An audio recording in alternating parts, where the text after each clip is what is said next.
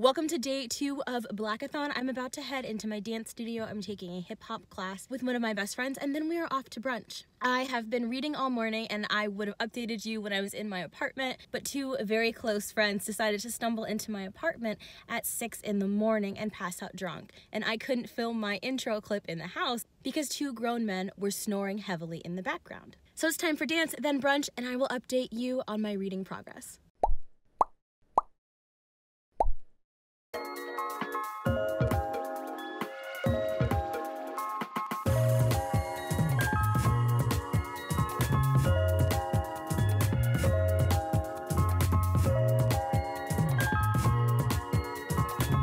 What up, my channel? It's now 5:30 p.m. Brunch took a lot longer than expected. After one too many tequila sunrises, we didn't leave the bar for like 4 or 5 hours. We were in a group of 6, so then we kind of split up into a group of 3 and went to another bar. However, I did continue reading Let's Go Swimming on Doomsday from 6:30 a.m. to 10 a.m. Why was I up at 6:30 in the morning, you ask? Because when my drunk friends showed up and crashed on my couch, I could not fall back asleep, and it was already 6 o'clock in the morning when they showed up. I'm the low-key, the boring, the introverted friend, so while I do go out to a bar from time to time, it's not as common as you might think. And because of that, my friends are like, well, Jesse's house is a really good place to crash when we're plastered. And that's good. I'm glad they have a safe space. But at the same time, it gets really frustrating. And long story short, I'm very exhausted. Let me know in the comments below, are you the responsible friend or are you the party friend who shows up at 6 o'clock in the morning and needs a place to crash? I had a feeling I might have some book mail, so I stopped at my mailbox. So I park my car, go to the mailbox, which is at the other end of my building, get to the mailbox, open it, we have mail slots, and then I remove this key, which is a key to our parcel locker. And in my exhausted state, I took the key to the parcel locker home to my apartment. This is supposed to go into the parcel locker where my mail is. And instead, I just took the parcel key. That's how tired I am. I'm so tired that I took the key from my mailbox home instead of getting my mail. So I figured this is a good opportunity for me to show you my building. I actually live in an artist cooperative, so in order to live in my building, you have to be some type of an artist. I am a dancer, so there are 2 really nice dance studios where I can train and do my choreography. But the gorgeous thing is all of the walls of our apartment complex are heavily decorated with art from the people who live here. And it changes like every month. Every month I will walk down the hallways and just see beautiful works of art from my neighbors. So since I have to go all the way back, I figured I would take you with me and just show you kind of what I see every day. And then I will do an unboxing. I will binge read a bunch and then check in with you later tonight. Before we take our little tour, I want to make sure that you checked out Starla Reads, who I shouted out in my last video. In case you didn't watch my day 1 of BLACKATHON, I announced that in every single one of these daily BLACKATHON vlogs, I have collaborated with a Black booktuber who is under 1,000 subscribers and asked them to submit a clip answering various questions about themselves and their channel, and I will put that clip of them talking about their channel at the very end of my vlog so that you can meet them, visit their channel, the link will be in the description box below, and subscribe. Starla Reads is easily within my top 6 favorite booktubers, and she's relatively new and has less than 100 subs.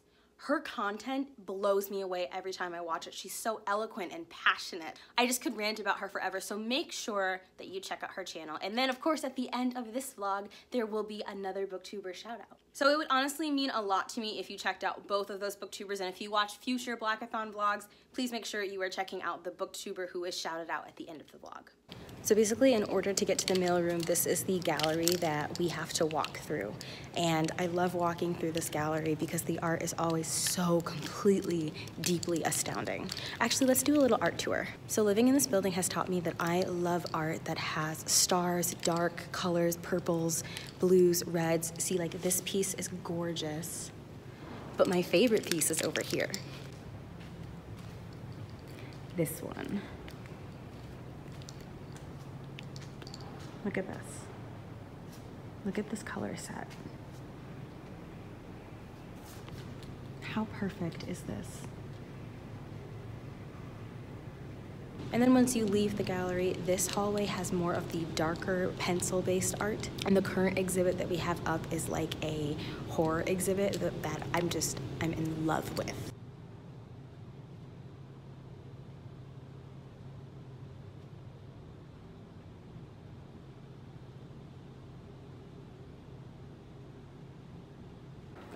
Okay, and now we are in our mailroom. This goes into parcel locker 5P, which is this one, so let's see what I got. Had to deviate real quick and show you this hallway because look at these little floofies. Just little floofers. I bet you 10 bucks that Raven is sitting right by the dresser when I open the door. 10 bucks.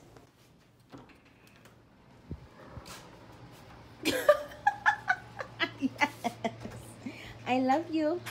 Were you waiting for me? You love me, I know you do. Let's see what we got in the mail.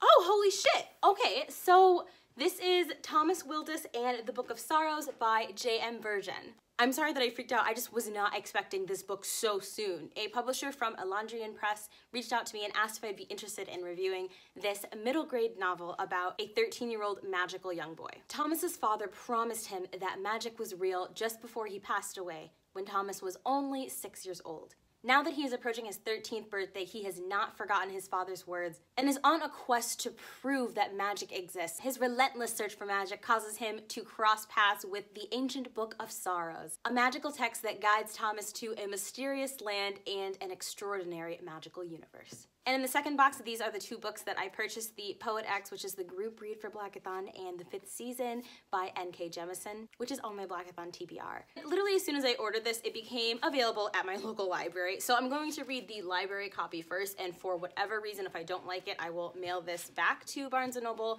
and then get a different book. My game plan for tonight is to complete Let's Go Swimming on Doomsday and give you my total thoughts. And then I will complete Giovanni's Room by James Baldwin. All right, y'all, I'm gonna go do some reading. I will check back in with you in a little while.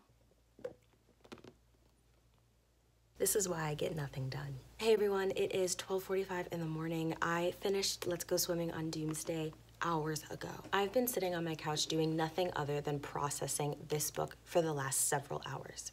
I truly believe that this book has the ability to be as impactful as The Hate You Give. First, the critical elements of the writing, such as the suspense, plot, pacing, and character development, were all 5 stars, even despite occasional cliche dialogue between characters. But the real impact for the story comes from the themes. This book has one of the most complex thematic structures I've ever read. The themes are incredibly well plotted and each critical to the story and powerful, without making the story feel too compacted. The first is that of a morally gray character. What would you do to save the lives of someone you love?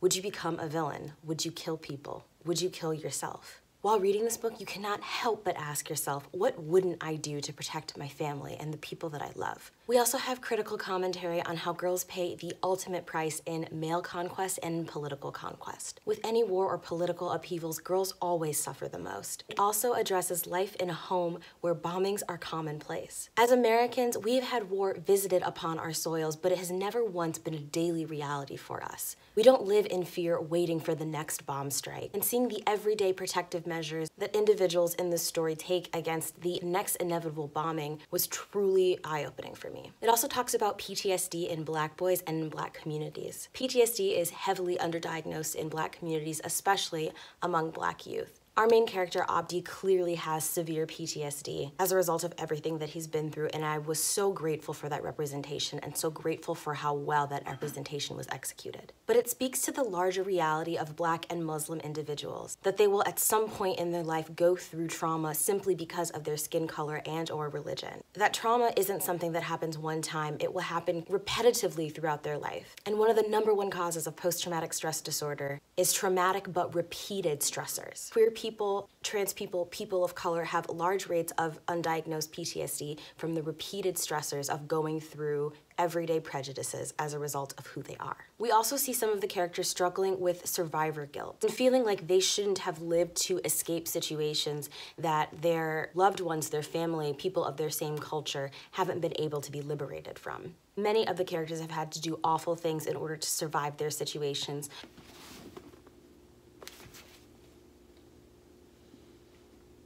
Can I continue? Despite the heaviness and trauma of the story, it was healing to see Black characters getting together, laughing, telling jokes, smiling. Those moments were a big fuck you to their oppressors. They said, "You don't own me. I will smile despite the violence you visited upon my body, and I will not allow you to keep me from feeling joy." Sometimes smiling and being happy is a revolutionary action when you are living under a system that doesn't want you to survive. I appreciated the inclusion of those moments because they were critical to character healing, and it is so revolutionary for characters like this to be experiencing extreme suffering, but to refuse to allow that suffering to break their spirit. It's important to note that this book was written by a white woman who spent 10 years working with non-governmental organizations and Muslim refugees. In a very self-aware author's note positioned at the end of the novel, she calls out that she is a white Western woman writing from her Western perspective, and that this book, as a result, includes her inherent biases. Honestly, y'all, I loved that so much. We can still love a work and recognize its limitations. But as much as I love this work, I will be seeking out a similar novel by an Own Voices Somali Muslim author, because I don't want my entire knowledge of Somalia to be shaped by white Americans, no matter how educated or well-informed they are.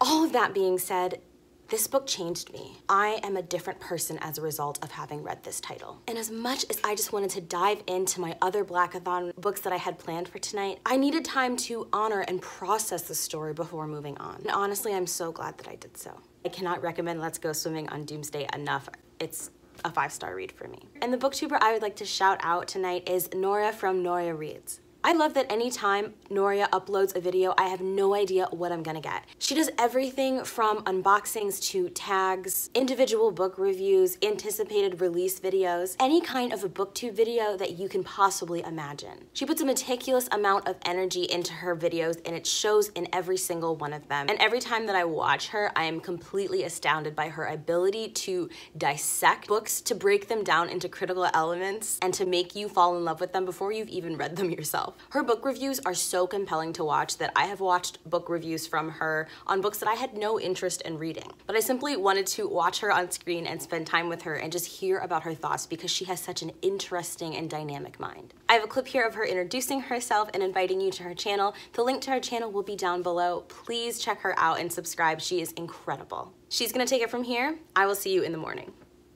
Hello everybody, I'm Noria. I'm Nigerian. I live in Lagos. My favorite genres of literature would have to be fantasy, and I do not discriminate. I read it all, adults, YA, middle grade. If it's fantasy, I'm going to read it. I also love sci-fi, although this is a more recent love because I only really fell in love with it like a couple of years ago, but it's been steady. I also enjoy a lot of African literature, and those are usually the books you'll find reviewed on my site, although I also read the occasional contemporary and the occasional thrillers. I'm actually trying to get into them as well.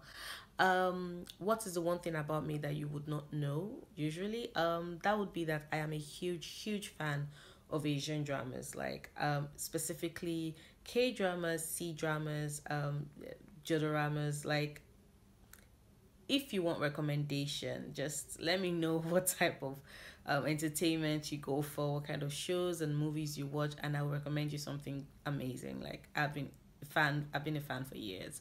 What is my booktube confession? Well, saying that it doesn't necessarily have to be negative, I would say that I really love bookshelf tours. Like, they relax me, they put me in the space of zen, and I can have them on repeat and they'll just keep playing, especially the really long ones where they actually go and pull out individual books. I know a lot of people don't really like them, but I really love them. And finally, a book that has become a fave, or that's a fave, one of them anyway, that would be The Poppy War by R.F. Kuang. This is a grimdark military fantasy novel. I loved it. I adored it. I worshipped this book. This book was like one of my best books of 2018. Rin is an antagonist whose story I was so engrossed in and whose journey I wanted to be a part of, and every moment of this book for me was just fantastic. I can't wait for the second book to come out. Like, I really love this. Can you tell?